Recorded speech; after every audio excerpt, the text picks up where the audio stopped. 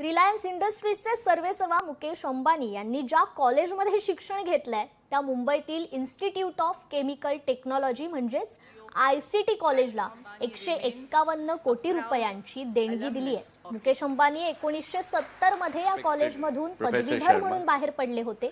शुक्रवारी ICT कॉलेजमध्ये पद्मभूषण प्राध्यापक MM शर्मा यांच्या डिवाइन सायंटिस्ट या आत्मचरित्राच्या पुस्तक प्रकाशनासाठी आयोजित एका विशेष कार्यक्रमात मुकेश अंबानी उपस्थित होते। तर प्रोफेसर शर्मा आणि JB जोशी हे मुकेश अंबानीचे प्राध्यापक होते।